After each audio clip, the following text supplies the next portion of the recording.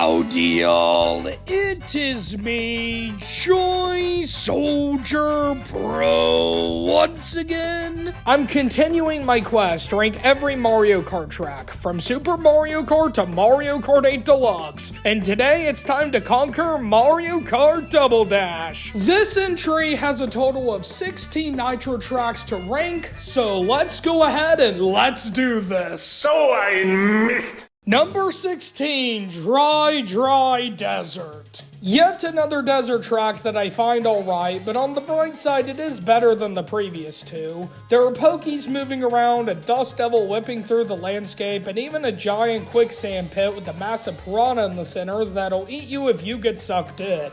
These hazards are creative and work well, plus the track benefits from a lot of off-road, making massive shortcuts possible. Unfortunately, the theming and music are very forgettable, and Dry Desert is a very boring track name. Despite being the worst track in Double Dash, it manages to still be somewhat enjoyable, and as a result, Double Dash is the only entry in the series to not have any truly bad tracks. Congratulations, Double Dash, you deserve it. Yahoo! Number 15, Sherbet Land. Speaking of tracks with naming issues, apparently Double Dash got lazy, and instead of coming up with a unique track name, it chose to copy one from a previous entry instead. In the process, choosing the track name I can't pronounce properly to save my life. Thanks, Double Dash. Naming aside, Sherbet Land is essentially the inverse of Dry Desert. Instead of the naming and music being the weakest aspects, they are the highlights here. The track has a beautiful wintry atmosphere, and the music is amazingly fitting, making it feel like a wintry wonderland. Unfortunately, the gameplay isn't up to par. Sadly, this version of Sherbet Land lacks penguins, but the ice skating Shy Guys make up for it. There are also freezies that will freeze you if you hit one, which I think is hilarious. While there are some track hazards to avoid, they are very limited, leaving lots of the track barren, and avoiding the breaks in the ice isn't very interesting. This track is also slippery, which makes sense, but also negatively impacts the gameplay of the track, especially when considering how slippery Double Dash's handling is in general. Overall, a good and fun track, but there's wasted potential. Behold, the most controversial Mario Kart track ever created. The track that takes complex track design and throws it into a fire. The track that embraces chaos to the point of addiction. And the track where you can be hit in the face by a roller coaster. This is none other than the insanity known as number 14, Baby Park. This is, without a doubt, the most unique track in the entire series, with players racing around a small oval for 7 laps. This sounds boring until you consider that Double Dash has a very complex item system, with crazy special items like Bowser shells, fireballs, and chain jumps, which cause the seemingly innocent oval to become an active war zone. The track increases the chaos further by allowing items to jump the median, having the theming be a theme park, and making the music very chaotic. All of this makes the track unique, fun, and it has earned my respect. I can't rank it any higher due to it being too luck-based though. From a skill perspective, racing on this track may as well be playing a slot machine, and as a result, the appeal of grinding it to get better at driving around it doesn't exist. Number 13, Mario Circuit. A giant chain chomp tries to jump scare you. Piranha plants try to eat you for lunch, and Goombas can also get in your way. This Mario Circuit has several hazards that can be problematic, and has a good layout, which combined all challenge the player.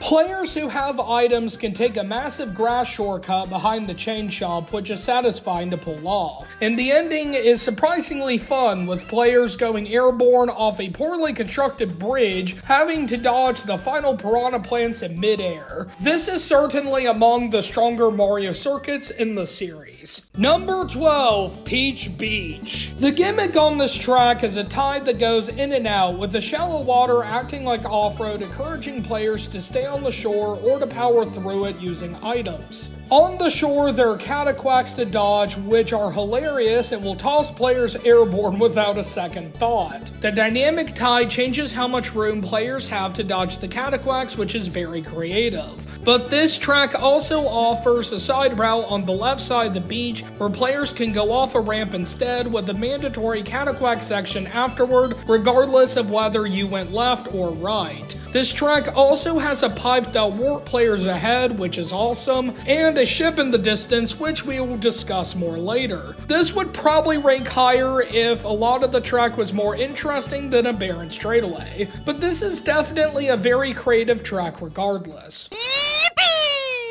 Number 11, Luigi Circuit. I'm generally not a fan of opening tracks in the Mario Kart series, but Double Dash offers a rare exception to the rule. Luigi Circuit is split into 3 sections with 180-degree turns on both ends, and a section where players coming from both directions can interact in the middle. The middle section is like Baby Park in terms of the insanity that can commence, except it is more interesting since players are going different directions, and it is limited to a specific part of the track, preventing the entire track from becoming too luck-based. The turns on both ends have a series of giant boost panels players can boost on for fun, which is very enjoyable, and both sides of the track also have an optional side route which players can take to get a double item box. The second side route is free, but the first one is guarded by a well-placed chain jump, which of course is a good hazard as you'd expect. This track also fittingly references Luigi's Mansion in the background, which is a detail I can appreciate. This is leagues better than every opening track prior to it, and most after it as well.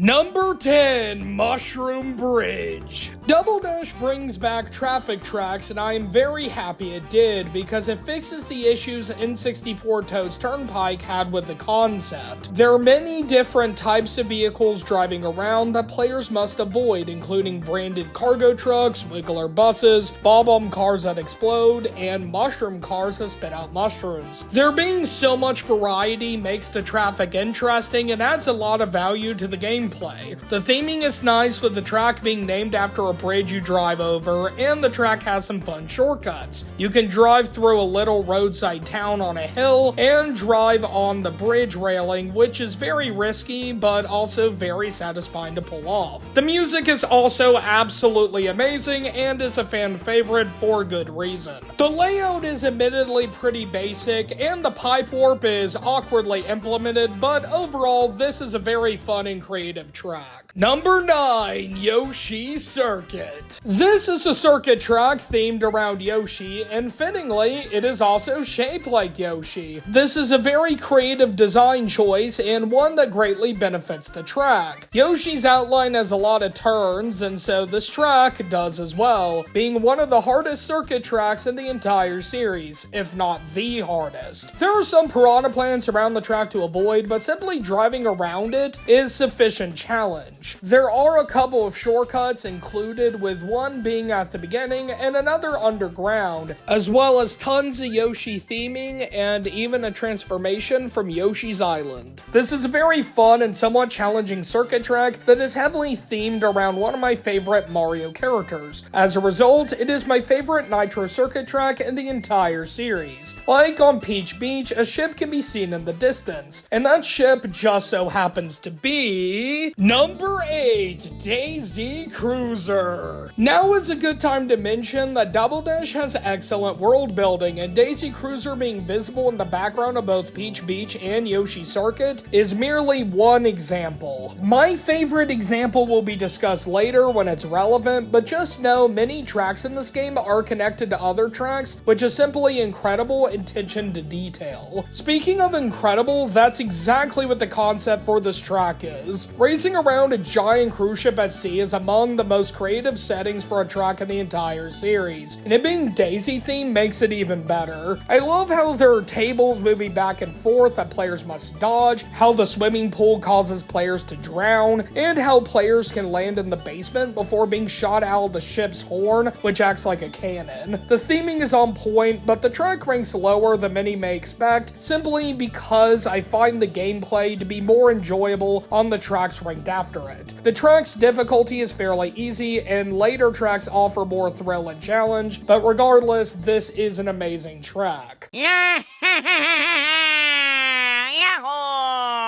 Number 7, Dino Jungle. Take a blast to the past because it's time to go back to when dinosaurs roamed the Mario universe. Like most people, I consider dinosaurs awesome, so a track themed around them is very appealing by default. There is one dinosaur you encounter twice, with you first having to dodge its feet as it stomps around, and later you encounter it again as it tries to smash its face into you, causing you to fall off a bridge. In addition to dinosaur action, there is also a section with several split paths that offers excellent risk versus reward. In a giant cave section where players can either go around along the cave wall, dodging dangerous water geysers, or do a very fun shortcut instead using an item. The end has a very sharp turn and more water geysers to avoid. This track is challenging, very fun to drive around, and overall is a masterpiece. I do wish you encountered another dinosaur during the race,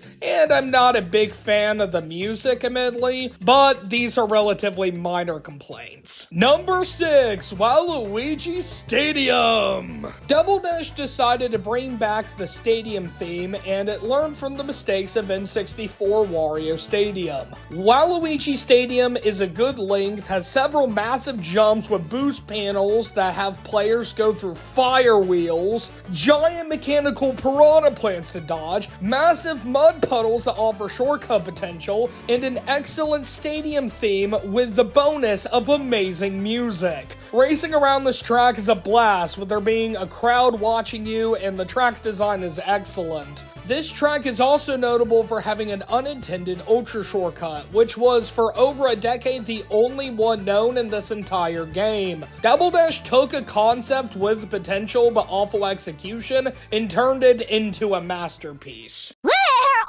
all superstars! Number 5, DK Mountain.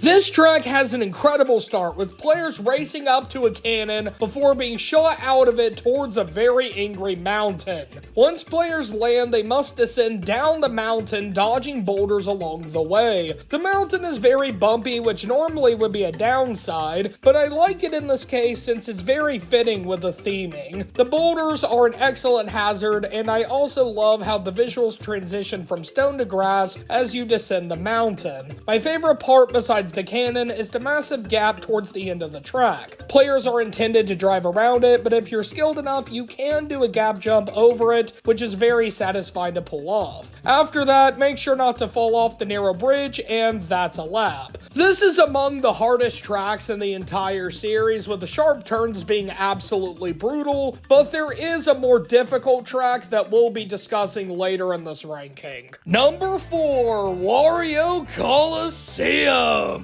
Take the craziness of Waluigi Stadium and make it even more insane. This is the only track in the entire series to be 2 laps, and that's because it's an absolute gauntlet. With enough turns to make anyone dizzy, the absurd minimap proves that. Good luck using this mess effectively for literally anything. This is a challenging track that will test the player's ability to drift around tight turns, and it's a blast with several jumps acting as nice breaks from the constant drifting. 2 laps is the perfect length, and the awesome music really adds to the craziness. Part of me wishes this track had a live audience cheering you on, but there is something very interesting about the absence of one. Something disturbing even, adding to the track's lore and appeal. It is almost as if it is so insane that Wario's conducting this madness illegally behind closed doors, and after experiencing the insanity of this track for myself, honestly, I believe that may very well be the case. Number 3,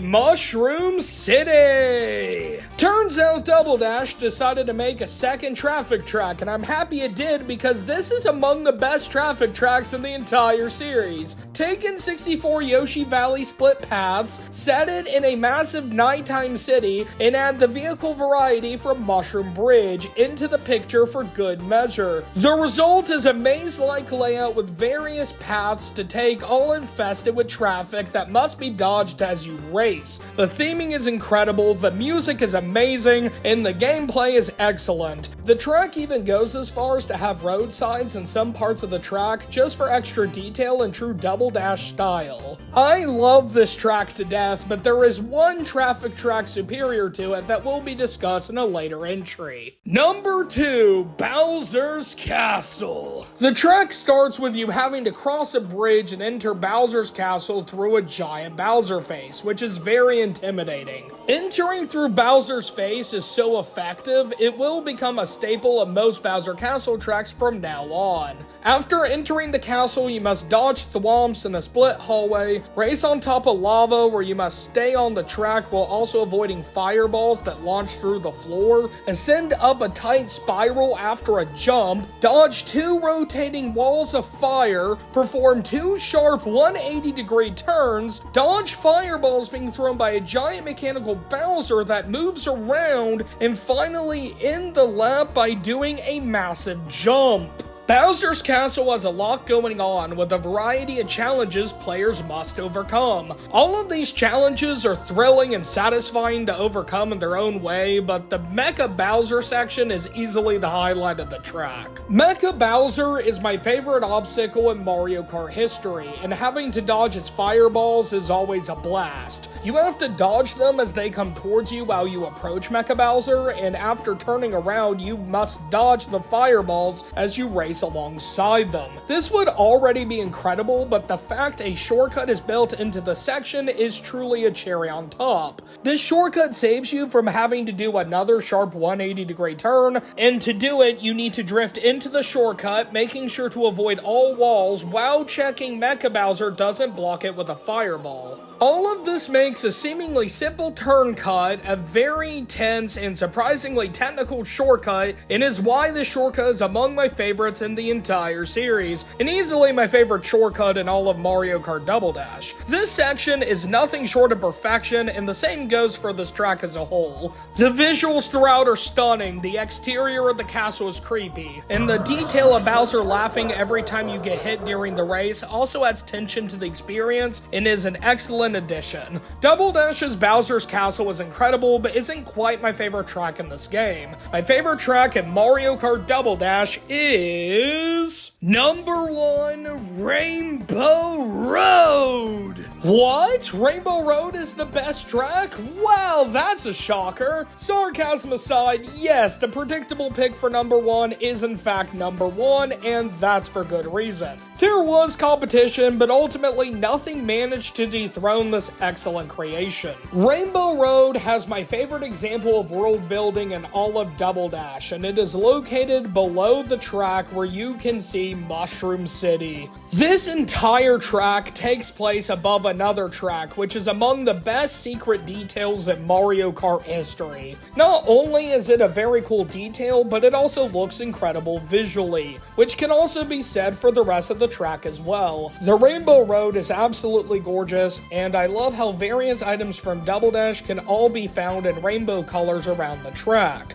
It makes no realistic sense, but neither does any of this madness, so it fits right in. In addition to excellent attention to detail and beauty, Double Dash's Rainbow Road is a true test of skill, and is not only the hardest track in this game, but arguably the hardest track in the entire series as well. Sharp 180-degree turns on a sharp decline, a massive jump, a tight upward spiral lined with boost panels, thin road that weaves back and forth, a massive cannon that shoots you sky high, a linear stretch of boost panels, and finally a tight downward spiral to the finish line. Every part of this track offers its own unique challenge, and every part is both thrilling and rewarding to conquer. Stars sometimes land on the track, and unlike GBA Rainbow Road, are helpful, giving the player a star effect when hit. The cannon is glorious, and gives the player time to reflect on the journey that has led them to this point. The track has a good balance between hard points where one mistake is lethal, and easier parts where players can relax somewhat. Double Dash's Rainbow Road is a very long track, clocking in at around 4 minutes long, but thanks to the excellent track design, it manages to be entertaining throughout, making the long length not an issue. Double Dash's Rainbow Road offers incredible attention to detail, has excellent track design, and manages to be very rewarding to conquer while being very difficult to navigate without falling off. All of this is why Rainbow Road is my favorite track in Mario Kart Double Dash, and is also among the greatest Mario Kart tracks ever made.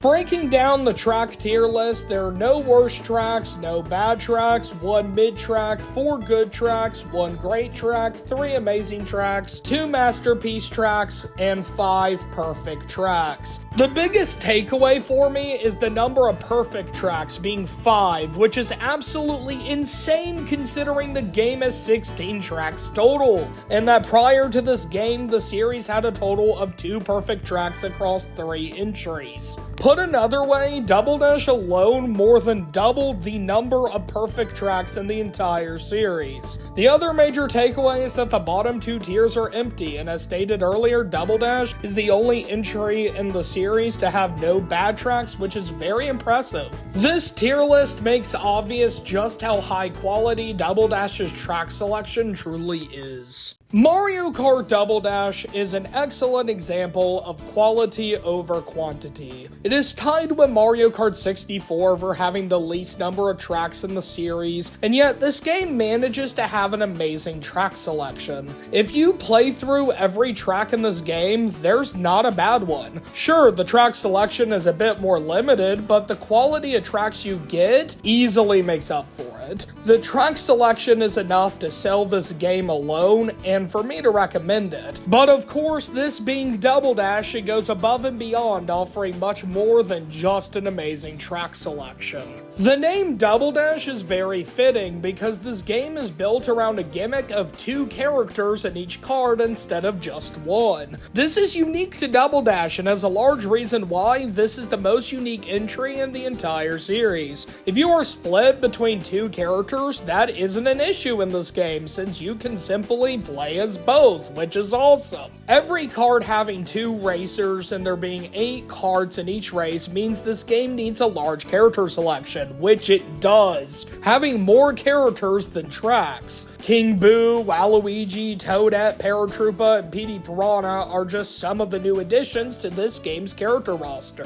When choosing the characters you play as, you also get to pick which kart you use, which is brand new to this entry. Choosing your kart has become a staple of the series, but Double Dash was the first to introduce this incredible idea. What karts you have to pick from depends on the weight class of characters you selected, and every kart has a unique design and name. My favorites design-wise are the Turbo Yoshi, the Koopa King, the Parawing, the Barrel Train, and the Bullet Blaster. Every kart has unique stats which affect how the kart controls, encouraging players to experiment with different karts to find one that matches their playstyle and skill level. Picking your kart is among the greatest additions in Mario Kart history and adds so much replay value to the game. Earlier I mentioned that Double Dash has a very complex item system, and that's largely thanks to special items, which are character specific.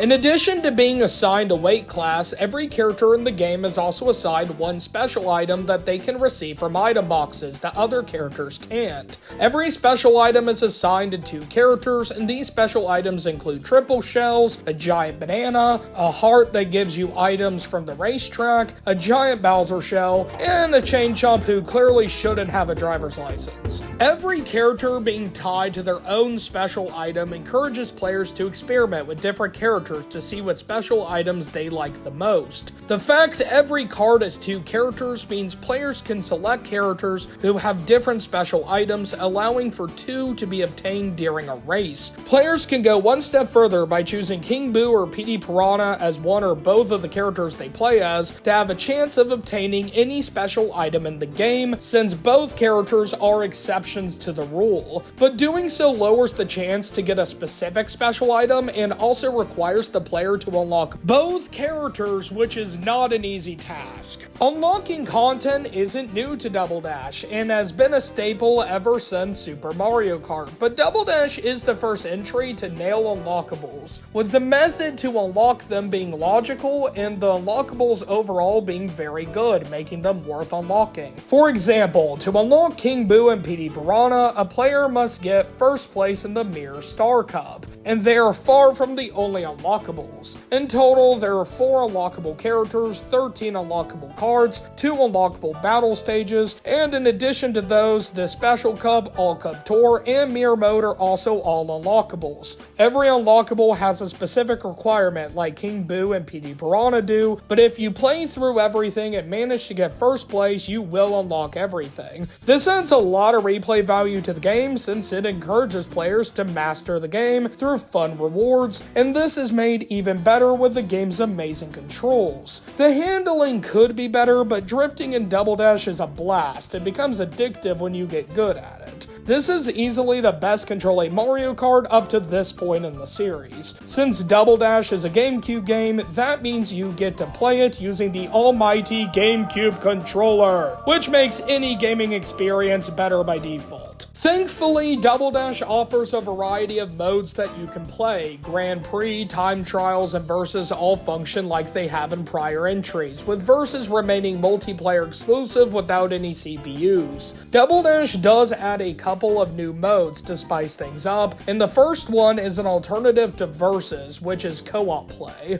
Instead of competing against each other, 2 players race in the same kart, with the player in front controlling the driving while the player in the back controls the throwing of items. This is absolutely genius and is a nice change of pace if you want to be friendly towards other players for a change. Nothing like this has ever returned in later entries, which is a shame because this is a blast. The other new mode is the previously mentioned All Cup Tour, which is basically a massive Grand Prix of all 16 tracks in the game. The track order is mostly random, with Luigi Circuit always being first, Rainbow Road always being last, and the other 14 tracks occurring in a random order between the 2. Points are calculated at the end of each race, and the ending is identical to that of a regular Grand Prix. 50cc, 100cc, 150cc, and Mirror All Cup Tours are all required in order to unlock special title and ending screens. The All Cup Tour is the hardest challenge in all of Mario Kart Double Dash, and having to complete it on every CC class, especially 150cc and Mirror, is definitely a challenge. So good luck to anybody who dares to try that. The All Cup Tour is amazing, just like the track selection, and is my preferred way of replaying the tracks in this game.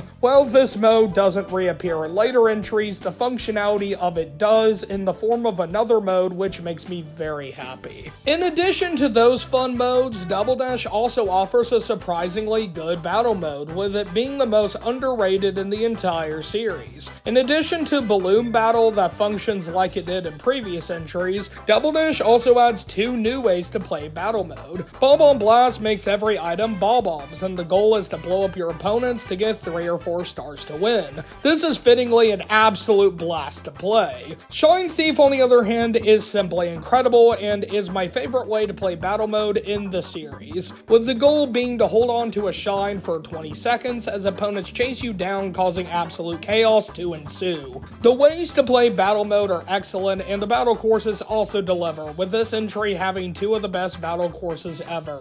Pipe Plaza is very unique, taking pipe warping to the extreme, while Luigi's Mansion is my favorite battle course in the series, thanks to the spooky atmosphere and overall good course design. Unfortunately, battle mode is multiplayer exclusive, but to be fair, that was also the case in the previous entries. If you're playing with friends, battle mode is a must in Double Dash. The final thing I want to praise Double Dash for is the incredible interconnected world it has. We already discussed how Daisy Cruiser is visible in both Peach Beach and Yoshi Circuit, and how Rainbow Road takes place above Mushroom City, but this game goes much further. A few more examples include the Yoshi Copter from Yoshi Circuit in Baby Park, DK Mountain in the background of Baby Park, and Mushroom Bridge and Mushroom City both being visible from each other. There's no reason reason Double Dash had to go this far with making its tracks interconnected, and yet it did anyway simply because it could.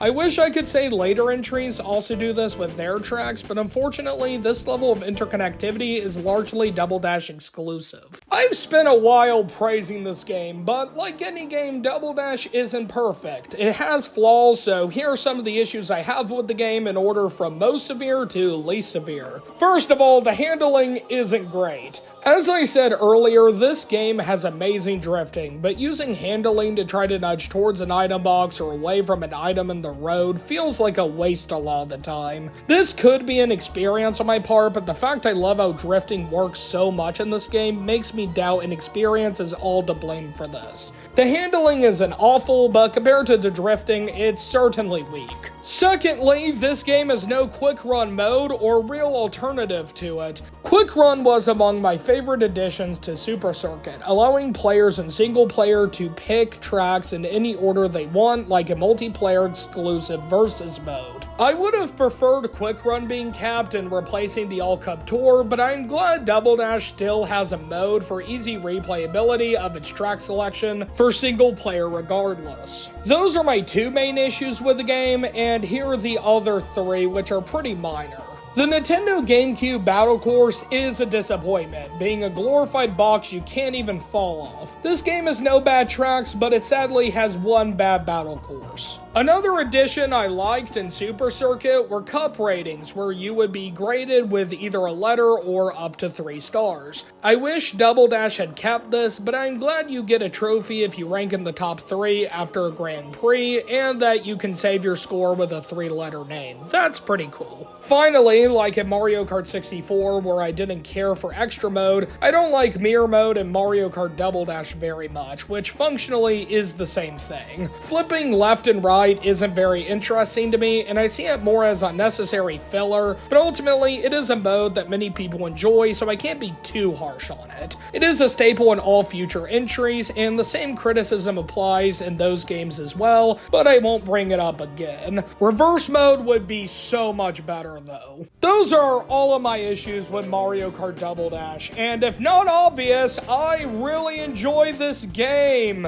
Here's a tier list of all previous Mario Kart entries that I will include for now on in the series. Congratulations, Mario Kart Double Dash, you skip A tier and you are the very first S tier entry in the series because you are absolutely incredible. I didn't plan this, but I'm releasing this ranking near Christmas in 2024, and fittingly, I got this game nearly a year ago for Christmas in 2023. Over the year I've had this game, I have fallen in love with its complexity and charm, and consider it among the best video games I've ever played in my life. If it seemed like I went on for a long time when I was praising the game, that's because I did. I was considering cutting it short, but I ultimately decided it would be worth just exploring just how incredible this game truly is in so many various ways. Double Dash is such an incredible game, I will argue it is worth buying a GameCube just to be able to play it if you can afford it, though I know that's extremely expensive. I would say play it on Virtual Console, but sadly Nintendo seems to be keeping this game hostage for unknown reasons, making the only other alternative an emulator, which is very unfortunate because it means there's a good chance many people watching this video can't play Double Dash even if they wanted to. That is why I am asking Nintendo to please re-release Double Dash for the next Nintendo console, either like Paper Mario The Thousand Year Door was, or by adding the GameCube to Virtual Console and including Double Dash among the included games. Double Dash is an incredible game and more people should be able to experience it. Nintendo, please do not let me down.